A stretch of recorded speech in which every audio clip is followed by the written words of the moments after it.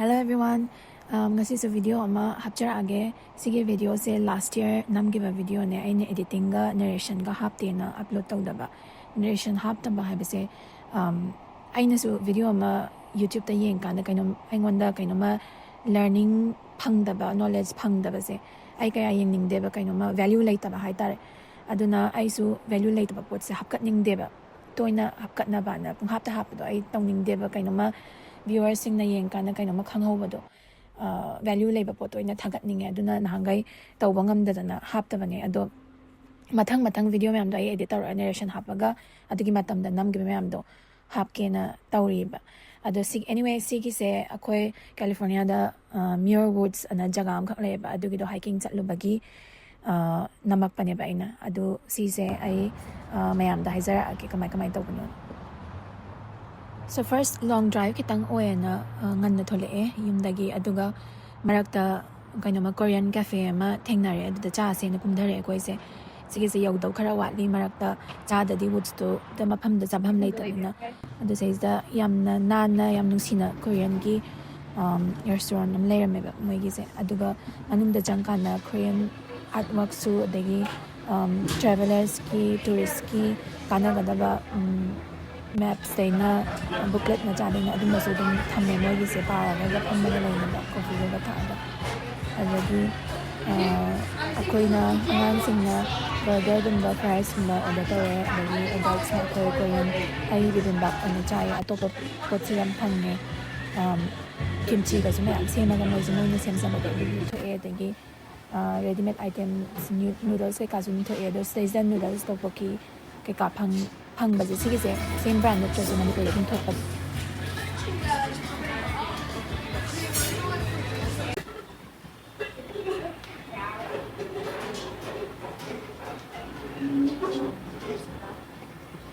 this is the angang gi corn ball so like cheese ka yaw ba do ai na bi na adagi si tholak pa da khoi se Canada mapan da parking lot to adu dai da ne coyote ma chat le me mayang khara kang nge adu coyote hai se asigi se wolf like ne ba aduga saida road ka se la la ga dum hills mathang nei ba adu da hill amada chatpa khotpa adum ba dum moi adumai na sigi human gi jaga se dum lan ba theng nei mayang khara kang nge coyote se wildlife encounters maina tawba se kasi am uncommon oiba oidi aduna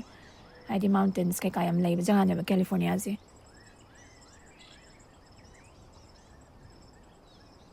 moving on akoina chatliba jaga se Muir Woods kaweba Muir Woods se 550 acres ki national park amne ba 1908 ta established tawgiba haidi protected oigiba mafam aduga saiza hauriba u myam se yamna ancient oiba redwood forest ana haiba yam wangba tree redwood trees ki layaba adagi sigi mafam se San Francisco dagi north lom da laybane ba sidagi kitang chatlaga Muir beach yu amu laidoine ba beach side ta California se mountains layba jaga ne adagi samudra su layba jaga ne ba direction di matungena ado beach to na horen chatoine aduga sigi size da uze 600 to 1200 years muk sahi pharaba adagi 258 feet tall yam thina wangba u myam ga leba manumda yamna su wangba yamna su all oiba sizer haudiba redwood se horen yarakani ba matang da idum hairake the redwood se tallest living organisms on earth ana khangnayaba size sigi mafam sa Muir Woods da 258 feet wangba redwoods haurineba ado atopa mafam da 350 feet hena wangba so adum leirineba sigi sidais da nataba atopa mafam da adigi sigi park environment California se mafam se climate se mana deba pocket smam leba ingba adigi saba da main toroga ado sigi park se khara foggy oye adigi dam oyeba and we'll be going here later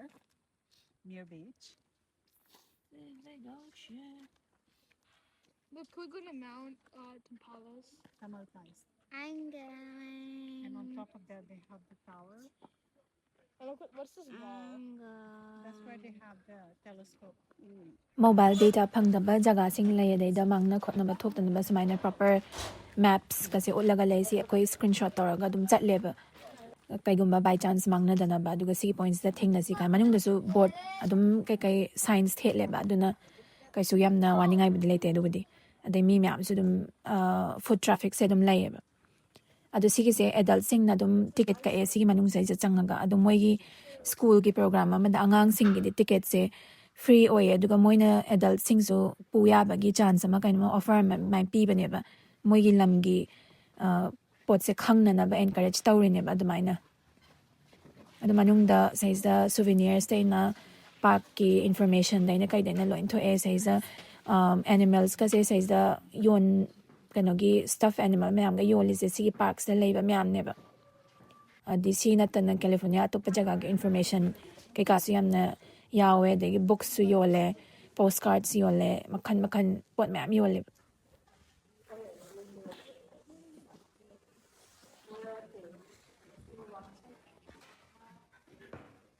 What's this? Postcards. Postcards? What are they for? For tour.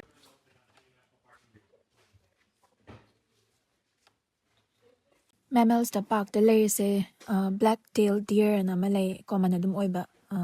size da adagi kano zo coyote su lay bobcats raccoon adagi fox maybe ne birds da yam yam hai species se aduna manung da jang kana board ka theleba karam ba birds spot tawa ngamba yengu kana ka adumai ga hair ga adagi amphibians yamna yame climate sina creek ka yamna layeba creek habdi kanodo turen macha chen ba do lok ki type tonung da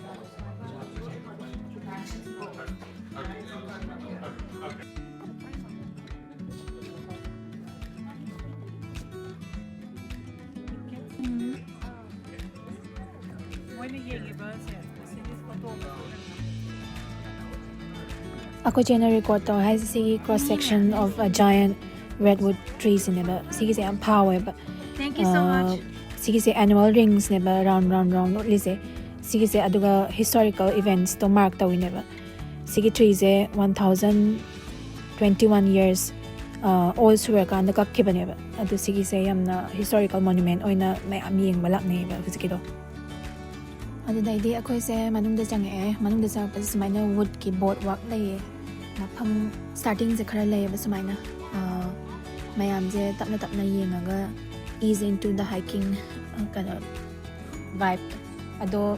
fun fact amana sigi Muir Woods sida movies adum khara shoot tawgi ga ado yam popular movies the Rise of the Planet of Apes adagi Dawn of the Planet of Apes adagi War for the Planet of Apes to ado Planet of Apes ki movie phanyam se sai shoot tawgi ga aini sci-fi gi cinema jam yenge Planet of Apes ki loinamak se part loinamak se yenge janna idea pa me kana na mi to pa viewers ta pa be ar ga di comment program ye foggy oil have the foggy oil ga stream ga so dum yam lay na ising se marang kai na growth se yam na kana dense oina hawe green se makha da so de mathap ta canopy se yam na humjal le canopy ha di mathak ki pambi sing se aduna mathak to dagi sunlight to yamna hutchala aga phangdam nina makha gi pambi sing jina mo compete tawnar amnina yam thina thick oina hawe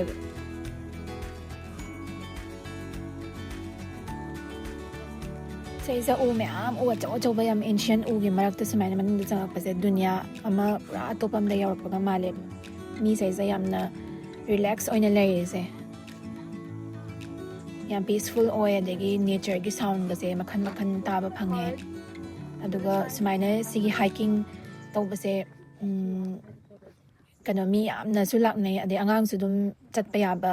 mapham ne ba yam thina difficult oi de ba magi terrain se kano beginner to intermediate level gi mina dum ngamme de se sigumba narrow path ke ka zu yarak pasna amamam taraga dum chatle do easily dum ngamme ba chatla ga humang khara sagale ahamba da ingamaga ado ꯑꯉꯥꯡꯁꯤꯡꯁꯨ ꯌꯥꯝ ꯇꯣꯏꯅ hiking ꯆꯠꯄ ꯑꯣꯏꯕꯅꯤꯅ ꯌꯥꯝ ꯑꯗꯨꯝ ꯉꯝꯃꯦ ꯑꯗꯒꯤ hiking ꯇꯣꯏꯅ ꯆꯠꯄ ꯍꯥꯏꯁꯦ physical fitnessꯁꯨ ꯑꯣꯏ ꯑꯗꯒꯤ mental healthꯁꯨ ꯅꯨꯡꯉꯥꯏ ꯑꯗꯒꯤ ꯄꯨꯂꯞꯅ ꯁꯨꯃꯥꯏꯅ family ꯑꯣꯏꯅ ꯆꯠꯃꯤꯟꯅꯕꯁꯦ ꯀꯩꯅꯣ ꯇꯧꯋꯦꯕ bondingꯒꯤ exercise typeꯇ ꯇꯧꯋꯦ ꯍꯥꯏꯇꯥꯔꯦ ꯌꯥꯝꯅ time spend ꯇꯧꯃꯤꯟꯅꯔꯒ ꯀꯩꯀꯩ explore ꯇꯧꯃꯤꯟꯅꯕꯁꯦ ꯌꯥꯝ ꯅꯨꯡꯉꯥꯏꯌꯦꯕ family timeꯁꯦ ꯁꯨꯃꯥꯏꯅ ꯀꯩꯅꯣꯝꯃ ꯇꯧꯔꯒ ꯇꯧꯕꯁꯦ Eva, we're not allowed to go. ꯎꯒꯤ ꯁꯨꯔꯨꯡ No, don't ꯁꯨꯃꯥꯏꯅ wear it. ꯂꯩꯔꯝꯕꯒ ꯌꯥꯎꯋꯦ ꯑꯗꯣ ꯑꯉꯥꯡꯁꯤꯡꯁꯦ ꯌꯥꯝ excited ꯑꯣꯏꯔꯒ ꯁꯨꯃꯥꯏꯅ ꯁꯥꯟꯅꯩꯌꯦ ꯑꯉꯥꯡꯅ nature ꯄꯥꯝꯕꯁꯦ ꯌꯥꯝ ꯐꯩꯌꯦ nature ꯒ ꯌꯥꯝ close connection ꯂꯩꯕꯁꯦ ꯑꯉꯥꯡꯅ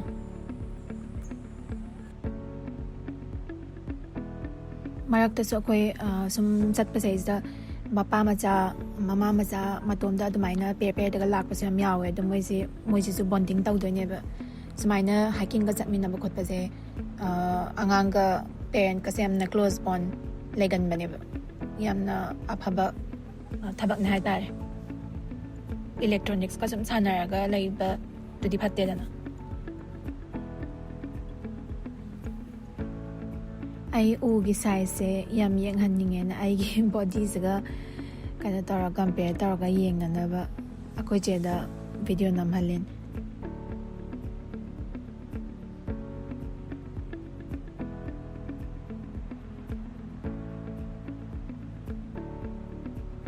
ꯑꯩꯈꯣꯏꯁꯦ ꯁꯨꯝ ꯆꯠꯂꯒ ꯋꯥꯔꯛꯑꯁꯨ ꯃꯔꯛ ꯃꯔꯛꯇ ꯑꯗꯨꯝ ꯀꯩꯀꯩ ꯌꯦꯡꯕ ꯑꯣꯏꯅ ꯑꯦꯛꯁꯄ꯭ꯂꯣꯔ ꯇꯧꯕ ꯑꯣꯏꯅ ꯄꯥꯝꯕꯤ ꯀꯩꯀꯥꯁꯦ ꯃꯨꯟꯅ ꯁꯨꯝ ꯌꯦꯡꯁꯟꯕ ꯈꯣꯠꯄ ꯇꯧꯔꯒ ꯉꯥꯏꯍꯥꯛ ꯔꯦꯁ ꯂꯧꯋꯦ ꯇꯣꯇꯦꯜ 4-5 hours ꯃꯨꯛ ꯍꯥꯏꯛ ꯇꯧꯕ꯭ꯔꯥ ꯀꯩꯅꯣ ꯇꯧꯕꯅꯦ ꯑꯩꯈꯣꯏꯁꯦ ꯀꯥꯎꯈ꯭ꯔꯦ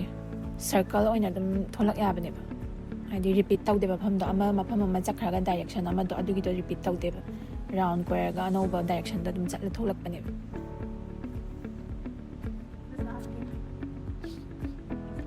ꯁꯤꯒꯤꯁꯦ ꯔꯦꯗꯋꯨꯗ ꯃꯆꯥ ꯑꯉꯥꯡ ꯉꯥꯛꯇꯅꯦꯕ ꯑꯄꯤꯛꯄ ꯃꯌꯥꯝꯁꯦ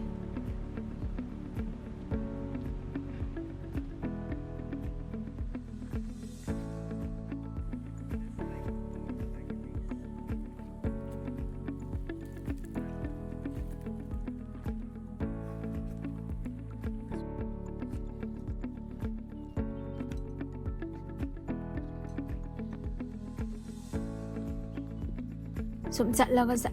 ꯄꯨꯔꯥ ꯁꯥꯒꯠꯂꯕꯅꯦꯕ ꯃꯥꯏꯒꯁꯦ ꯕꯪ ꯂꯥꯎꯔꯕꯅꯦꯕ ꯑꯗꯨꯒ ꯈꯔ ꯁꯨꯝ ꯆꯠꯂꯒ ꯏꯁꯤꯡꯒꯤ ꯃꯈꯣꯟ ꯇꯥꯔꯛꯑꯦ ꯁ꯭ꯇ꯭ꯔꯤꯝꯒꯤ ꯃꯔꯛꯇ ꯆꯦꯟꯕꯒꯤ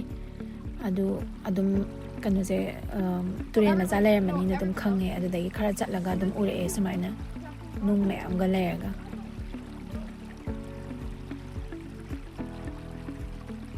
ꯑꯗ ꯀꯨꯝꯃꯨꯁꯦ ꯇꯨꯔꯦꯟꯗ ꯌꯦꯡꯉꯨꯁꯦꯅ ꯑꯩꯈꯣꯏꯁꯦ ꯀꯨꯝꯃꯦ ꯑꯉꯥꯡ ꯅꯍꯥꯟꯅ ꯄꯥꯏꯁꯟꯈ꯭ꯔꯦ ꯑꯉꯥꯡꯒꯤ ꯏꯁꯤꯡ ꯌꯥꯝ ꯁꯥꯟꯅꯅꯤꯡꯕꯅꯤꯅ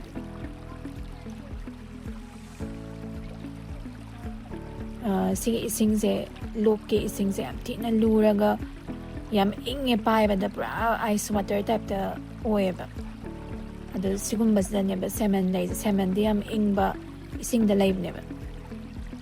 ꯇ꯭ꯔꯥꯎꯠꯁꯨ ꯁꯦꯃꯟꯁꯤꯅꯦ ꯁꯨꯁꯤꯒ ꯆꯥꯅꯔꯤꯁꯦ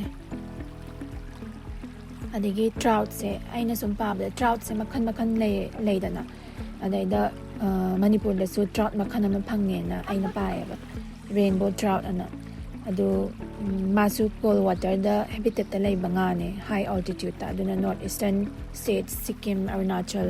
ꯃꯅꯤꯄꯨꯔ ꯑꯗꯩꯗ ꯂꯣꯛꯀꯤ ꯏꯁꯤꯡ ꯇꯥꯔꯛꯐꯝ ꯑꯏꯪꯕ ꯏꯁꯤꯡꯗꯣ ꯇꯨꯔꯦꯟ ꯑꯗꯨꯒꯤ ꯖꯒꯥꯁꯤꯡꯗ ꯂꯩꯕꯖꯥꯠꯅꯦꯕ ꯇ꯭ꯔꯥꯎꯠꯁꯦ ꯃꯩꯇꯩꯔꯣꯟꯗ ꯀꯩꯅꯣ ꯀꯩ ꯀꯧꯒꯦꯗꯤ ꯈꯪꯗꯦ ꯑꯩꯁꯦ ꯈꯪꯕ ꯌꯥꯎꯔꯒꯗꯤ ꯃꯈꯥꯗ ꯀꯣꯃꯦꯟ ꯇꯧꯕꯤꯔꯝꯃꯣ ꯃꯩꯇꯩꯔꯣꯟꯗ ꯇ꯭ꯔꯥꯎꯠꯁꯦ ꯀꯩ ꯍꯥꯏꯅ ꯍꯥꯏꯒꯦꯅ ꯑꯗꯣ ꯁꯦꯃꯟꯒ ꯇ꯭ꯔꯥꯎꯠꯁꯦ ꯑꯅꯤꯃꯛꯁꯦ ꯑꯣꯃꯦꯒꯥ 3 ꯐꯦꯇꯤ ꯑꯦꯁꯤꯠ ꯌꯥꯝꯅ ꯌꯥꯎꯕꯅꯦ ꯑꯗꯨꯒ ꯍꯥꯎꯁꯨ ꯍꯥꯎꯕ ꯉꯥꯅꯦ ꯍꯦꯜꯗꯤꯁꯨ ꯌꯥꯝ ꯑꯣꯏꯕ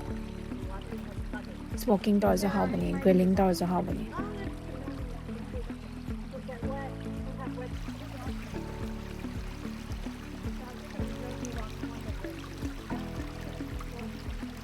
ꯏꯁꯤꯡ ꯁꯥꯟꯅꯕꯁꯦ ꯈꯨꯅꯨꯡꯉꯥꯏ ꯑꯃꯅꯦ ꯏꯪꯇ꯭ꯔꯤꯛ ꯏꯪꯉꯒ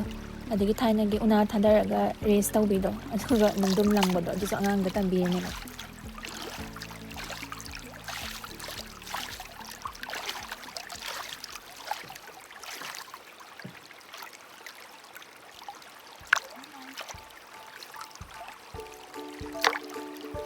ꯁꯤꯒꯤ ꯃꯐꯝꯁꯦ ꯈꯨꯅꯨꯡꯉꯥꯏ ꯑꯃ ꯇꯧꯋꯦ ꯌꯥꯝꯅ ꯏꯪ ꯆꯤꯛꯑꯒ ꯁ꯭ꯇ꯭ꯔꯤꯝꯒꯤ ꯁꯥꯎꯟꯒ ꯇꯥꯔꯒ ꯀꯩꯅꯣꯒꯤ ꯂꯥꯏꯠꯀꯁꯦ ꯑꯁꯨꯃꯥꯏꯅ ꯎ ꯃꯔꯛꯇꯩ ꯈꯤꯇꯪ ꯊꯣꯛꯂꯛꯑꯒ ꯇꯦꯟꯠꯀ ꯈꯜꯂꯒ ꯂꯩꯅꯤꯡꯉꯦꯕ ꯑꯗꯣ ꯑꯩꯗꯤ ꯈꯣꯡꯁꯤꯁꯨ ꯌꯥꯝꯅ ꯁꯥꯟꯅꯅꯤꯡꯉꯕ ꯏꯁꯤꯡꯗ ꯆꯣꯡꯊꯔꯒ ꯑꯗꯨꯅ ꯎ ꯑꯇꯦꯛꯄ ꯑꯃ ꯑꯁꯥꯏꯅ ꯇꯥ ꯂꯩꯕꯅꯦꯕ ꯑꯗꯨꯗꯩꯗ ꯑꯩꯅ ꯈꯣꯡꯁꯦ ꯁꯨꯝ ꯁꯥꯟꯅꯕ ꯌꯥꯝ ꯏꯪꯉꯦ ꯌꯥꯝ ꯊꯤꯅ ꯅꯨꯡꯉꯥꯏꯕ ꯌꯥꯝ ꯔꯤꯐ꯭ꯔꯦꯁꯤꯡ ꯑꯣꯏꯌꯦꯕ ꯑꯗꯩꯗ ꯑꯉꯥꯡꯁꯤꯡꯁꯨ ꯈꯥꯡꯉꯝꯗꯗꯅ ꯆꯪꯉꯛꯑꯦ ꯌꯥꯝ ꯅꯣꯛꯅꯤꯡꯉꯦ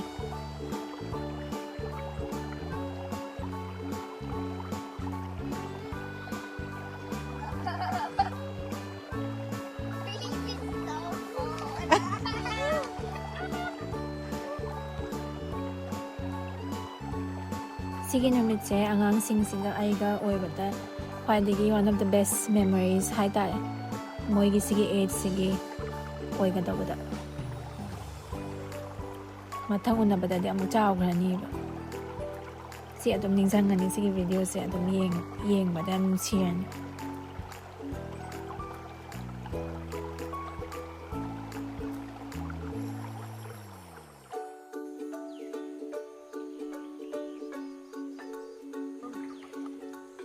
That looks like a good, right? I want to eat this.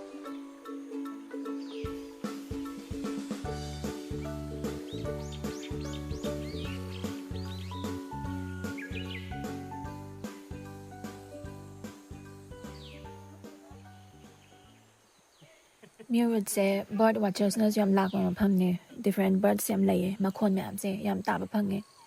ꯀꯩꯅꯣ ꯁ꯭ꯄꯥꯏꯔꯣ ꯂꯩ ꯍꯣꯛꯁꯨ ꯂꯩ ꯖꯦ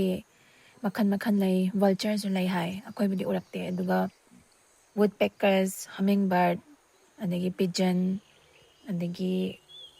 ꯀ꯭ꯋꯦꯜ ꯑꯗꯒꯤ ꯔꯦꯚꯟ ꯑꯥꯎꯜ ꯃꯈꯜ ꯃꯈꯜ ꯐꯤꯟꯆ ꯑꯅ ꯁꯦꯡꯗꯥꯡ ꯃꯥꯟꯕ ꯃꯆꯥ ꯃꯆꯥ ꯑꯗꯒꯤ ꯗove ꯑꯗꯨꯒꯨꯝꯕ ꯃꯌꯥꯝ ꯂꯩꯈ꯭ꯔꯦ ꯑꯗꯣ ꯕꯔꯗ ꯋꯥꯆꯔꯁꯅ ꯌꯥꯝꯅ ꯂꯥꯛꯄ ꯖꯒꯥꯅꯤ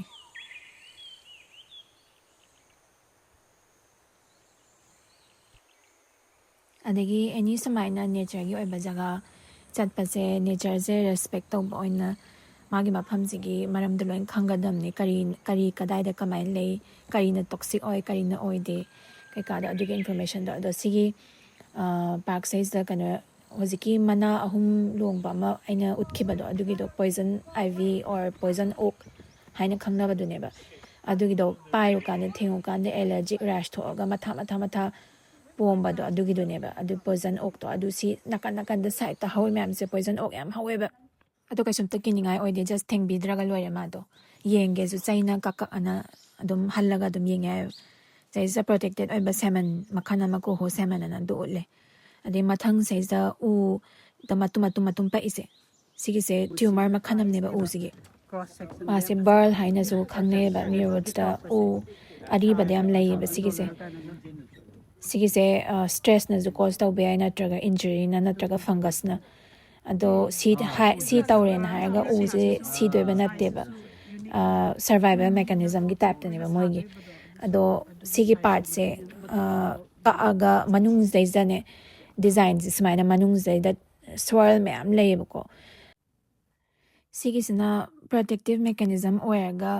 ꯗꯣꯔꯃꯦꯟ ꯑꯣꯏꯕ ꯇ꯭ꯔꯤꯗꯨꯒꯤ ꯕꯠꯁꯤꯡꯗꯣ ꯗꯣꯔꯃꯦꯟ ꯑꯣꯏꯕꯗꯣ ꯁ꯭ꯇꯣꯔ ꯇꯧꯔꯒ ꯊꯝꯃꯦꯕ ꯁꯩꯁꯤꯗ ꯕꯔꯜ ꯁꯩꯁꯤꯗ ꯇ꯭ꯔꯤꯁꯦ ꯃꯥꯅ ꯁꯤꯗꯅꯕ ꯍꯣꯠꯅꯖꯔꯤꯅꯦꯕ ꯕꯦꯁꯤꯀꯦꯂꯤ ꯑꯗꯣ ꯁꯤꯒꯤꯁꯦ ꯃꯤꯅ ꯌꯥꯝꯅ ꯄꯣꯆꯔꯁꯅ ꯌꯥꯝ ꯄꯥꯝꯅꯩ ꯑꯗꯣ ꯁꯤꯒꯤꯁꯦ ꯂꯧꯊꯣꯛꯄꯁꯦ ꯏꯂꯤꯒꯦꯜ ꯑꯣꯏ ꯑꯗꯣ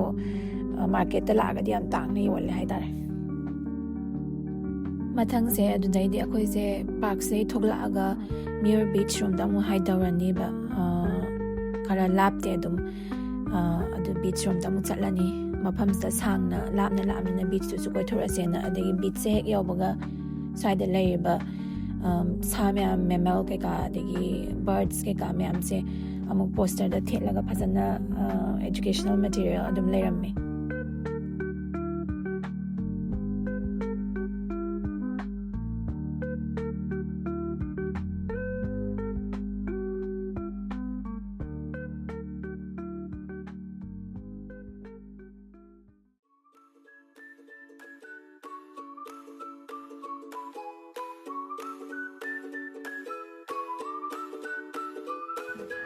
ꯑꯗꯨ ꯕꯤꯆꯁꯦ ꯌꯧꯁꯜꯂꯛꯄꯗ ꯄꯥꯔꯇꯤ ꯁꯥꯎꯟꯁ ꯃꯌꯥꯝ ꯇꯥꯔꯛꯑꯦ ꯃ꯭ꯌꯨꯖꯤꯛꯇꯩꯅ ꯀꯩꯗꯅ ꯕꯥꯔꯕꯦꯀ꯭ꯌꯨ ꯇꯧꯕꯩ ꯃꯅꯝ ꯃꯩꯈꯨ ꯀꯥ ꯃꯌꯥꯝꯁꯦ We ꯃꯤꯁꯦ are the ꯑꯗꯨꯝ crushes. ꯋꯤꯀꯦꯟꯗ ꯑꯁꯨꯃꯥꯏꯅ Here. ꯑꯗꯨꯝ ꯕꯥꯔꯕꯤꯀ꯭ꯌꯨ ꯕꯤꯆꯇ ꯁꯨꯃꯥꯏꯅ ꯄꯥꯔꯇꯤ ꯀꯩꯀꯥꯁꯦ ꯑꯗꯨꯝ ꯇꯧꯅꯩ. You ever dream of? What's the coolest thing you've ever dreamed of? Do whatever I feel like. Oh my!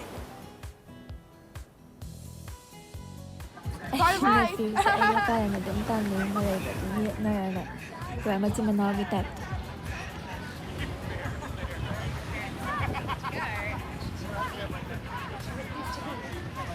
ꯁꯤꯒꯤ ꯀꯩꯅꯣꯁꯦ ꯕꯤꯆꯁꯦ ꯃ꯭ꯌꯨꯔ ꯕꯤꯆꯁꯦ ꯃ꯭ꯌꯨꯔ ꯋꯨꯗꯁꯇꯒꯤ about 3 miles ꯑꯣꯏꯗꯣꯏꯅꯦꯕ ꯑꯩꯈꯣꯏ ꯍꯧꯖꯤꯛ ꯊꯣꯔꯛꯄꯗꯣ. ꯑꯗꯨꯒ ꯈꯤꯇꯪ ꯄ꯭ꯔꯥꯏꯚꯦꯁꯤꯁꯨ ꯈꯔ ꯂꯩꯕ ꯕꯤꯆꯅꯦ. ꯑꯗꯨꯒ ꯏꯁꯤꯡꯁꯦ ꯌꯥꯝ ꯏꯪꯉꯦ, ꯀꯣꯜ ꯋꯥꯇꯔꯅꯦꯕ. ꯑꯗꯨꯒ ꯑꯣꯁꯤꯟꯁꯤꯅ ꯄꯦꯁꯤꯐꯤꯛ ꯑꯣꯁꯤꯟꯅꯦꯕ. ꯄꯦꯁꯤꯐꯤꯛ ꯑꯣꯁꯤꯟꯁꯦ ꯌꯥꯝꯅ ꯕ꯭ꯂꯨ ꯑꯣꯏꯕꯅꯦ ꯏꯁꯤꯡꯁꯦ, ꯑꯗꯨꯒ ꯏꯪꯉꯦ. ꯑꯗꯒꯤ ꯁꯤꯒꯤ ꯖꯒꯥꯁꯦ ꯁꯦꯃꯟꯒꯤ ꯔꯤꯍꯦꯕꯤꯂꯤꯇꯦꯁꯟ ꯖꯒꯥꯁꯨ ꯑꯣꯏ, ꯉꯁꯥꯏꯒꯤ ꯀꯣꯍꯣ ꯁꯦꯃꯟ ꯍꯥꯏꯕꯗꯣ. ꯃꯣꯏꯁꯦ ꯏꯁꯤꯡ ꯑꯏꯪꯕꯗ ꯂꯩꯒꯟꯕꯅꯦꯕ.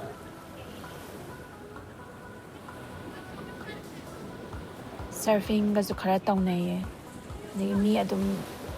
ꯌꯥꯝꯗ꯭ꯔꯁꯨ ꯃꯤ ꯑꯃꯅꯤꯗꯤ ꯑꯗꯨꯝ ꯏꯔꯣꯏꯕꯗꯤ ꯑꯗꯨꯝ ꯎꯏ. ꯋꯦꯜꯒꯤ ꯃꯇꯝꯗꯗꯤ ꯋꯦꯜꯒꯤ ꯃꯇꯝ ꯍꯥꯏꯕꯗꯤ ꯃꯣꯏꯁꯦ ꯋꯦꯜꯁꯅ ꯃꯥꯏꯒ꯭ꯔꯦꯠ ꯇꯧꯕꯒꯤ ꯃꯇꯝ ꯂꯩꯕꯅꯦꯕ. ꯑꯗꯨꯗꯁꯨ ꯋꯦꯜ ꯋꯥꯆꯤꯡꯒꯤ ꯃꯤ ꯂꯥꯛꯅꯩ ꯍꯥꯏꯕꯅꯦꯕ.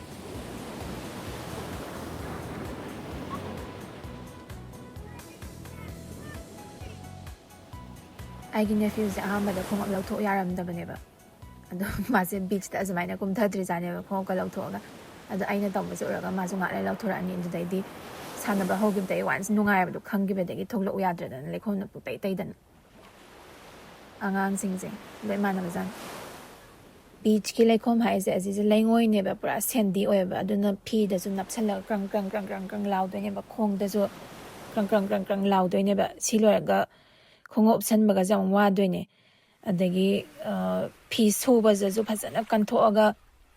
ꯁꯦꯟꯗꯣ, ꯂꯩꯉꯣꯏꯗꯣ ꯍꯥꯟꯅ ꯂꯧꯊꯣꯛꯑ ꯁꯨꯗ꯭ꯔꯗꯤ ꯋꯥꯁꯤꯡ ꯃꯦꯆꯤꯟꯗꯒ ꯍꯦꯛꯇ ꯗꯥꯏꯔꯦꯛ ꯍꯥꯞꯆꯤꯟꯕꯁꯨ ꯑꯃꯨꯛ ꯌꯥꯗꯦꯕ. ꯕꯦꯔꯥꯅꯦ. ꯁꯃꯨꯗ꯭ꯔꯗ ꯅꯨꯡꯕꯨꯗꯤ ꯌꯥꯝ ꯅꯨꯡꯉꯥꯏꯑꯕ, ꯑꯗꯣ ꯑꯗꯨꯒꯨꯝꯕꯗꯣ ꯈꯔ ꯋꯥꯏꯌꯦ ꯍꯜꯂꯛꯄꯗ.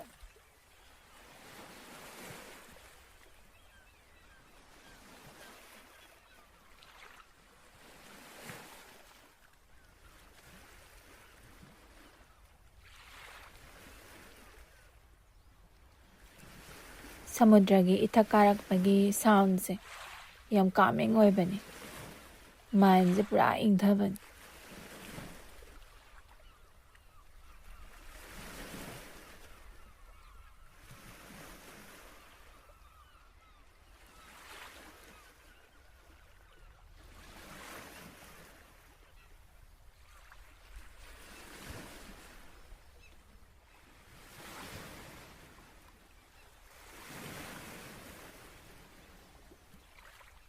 ꯑꯗꯨꯒ ꯁꯟꯁꯦꯠ ꯑꯣꯏꯔꯛꯄ ꯃꯇꯝꯁꯤꯅꯦꯕ ꯁꯃꯨꯗ꯭ꯔꯒꯤ ꯈ꯭ꯋꯥꯏ ꯐꯖꯕ ꯃꯇꯝꯁꯦ. ꯁꯤꯒꯤ ꯕꯤꯆꯁꯦ ꯌꯥꯝ ꯄꯤꯛꯄ ꯕꯤꯆꯅꯦ, ꯀꯩꯁꯨ ꯌꯥꯝ ꯆꯥꯎꯕ ꯅꯠꯇꯦꯕ. ꯀꯣꯞ ꯍꯥꯏꯇꯥꯔꯦ, ꯀꯣꯏꯁꯜꯂꯒ ꯊꯦꯛꯆꯜꯂꯒ ꯃꯇꯦꯛ ꯑꯃꯈꯛꯇꯪ ꯂꯩꯕꯗꯣ. ꯑꯩꯈꯣꯏ ꯆꯦꯒ ꯑꯉꯥꯡ ꯅꯨꯄꯤ ꯃꯣꯏ ꯄꯥꯔꯇꯤꯅ ꯃꯅꯤꯡꯗ ꯂꯩꯍꯧꯋꯦ. ꯑꯩꯒꯤ ꯅꯦꯐ꯭ꯌꯨꯁꯤꯒ ꯑꯩꯒ ꯁ꯭ꯋꯥꯏꯗ ꯕꯣꯟꯗꯤꯡ ꯇꯧ ꯂꯩꯔꯦ. ꯑꯩꯈꯣꯏ ꯕꯥꯅꯤꯒꯤꯁꯨ ꯁꯤꯒꯤꯁꯦ ꯌꯥꯝꯅ ꯅꯨꯡꯁꯤꯕ ꯃꯦꯃꯣꯔꯤ ꯑꯣꯏꯔꯦ, ꯍꯌꯦꯡꯋꯥꯏ ꯐꯥꯎꯕ ꯆꯦꯔꯤꯁ ꯇꯧꯒꯗꯕ.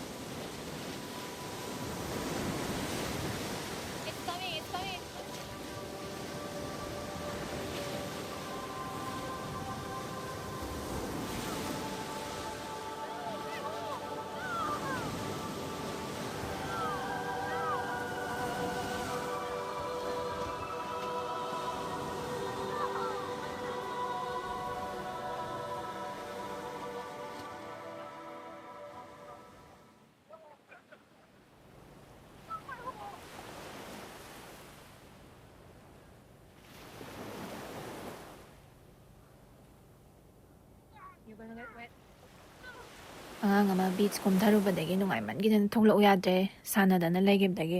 ꯑꯗ ꯃꯥꯁꯦ ꯊꯣꯛꯂꯛꯑꯣꯅ ꯍꯥꯏꯅꯔꯦ ꯉꯥꯏꯅꯔꯦ ꯉꯥꯛꯇꯪ ꯃꯝꯁꯤꯜꯂꯛꯑꯕꯅꯤꯅ ꯆꯥꯛꯁꯨ ꯂꯥꯝꯅꯔꯛꯑꯦ ꯑꯗꯒꯤ ꯁꯤ ꯂꯣꯏꯔꯒ ꯑꯩꯈꯣꯏꯁꯦ ꯀꯩ ꯆꯥꯁꯤꯒꯦꯅ ꯈꯟꯅꯕꯗ ꯄꯤꯠꯖꯥꯒꯨꯝꯕ ꯆꯥꯅꯤꯡꯉꯦ ꯁꯝꯊꯤꯡ ꯏꯇꯥꯂꯤꯌꯟ ꯆꯥꯁꯦꯅ ꯄꯤꯠꯖꯥ ꯍꯥꯎꯕ ꯃꯐꯝ ꯑꯃꯗ ꯆꯠꯂꯦ ꯑꯗꯣ ꯑꯉꯥꯡꯁꯤꯡꯒꯤ ꯑꯇꯩꯁꯨ ꯆꯤꯀꯟ ꯋꯤꯡꯁꯀꯨꯝꯕ ꯐ꯭ꯔꯥꯏꯁꯀꯨꯝꯕ ꯈꯔ ꯑꯣꯔꯗꯔ ꯇꯧꯔꯦ ꯑꯗꯒꯤ ꯗꯤꯅꯔꯗꯣ ꯑꯗꯨꯃꯥꯏꯅ ꯆꯥꯃꯤꯟꯅꯔꯦ ꯑꯗꯨꯒꯤ ꯅꯨꯃꯤꯠꯇꯣ ꯑꯗꯨꯃꯥꯏꯅ ꯌꯥꯝ ꯅꯨꯡꯉꯥꯏꯅ ꯂꯣꯏꯁꯟꯈ꯭ꯔꯦ ꯍꯥꯏꯇꯥꯔꯦ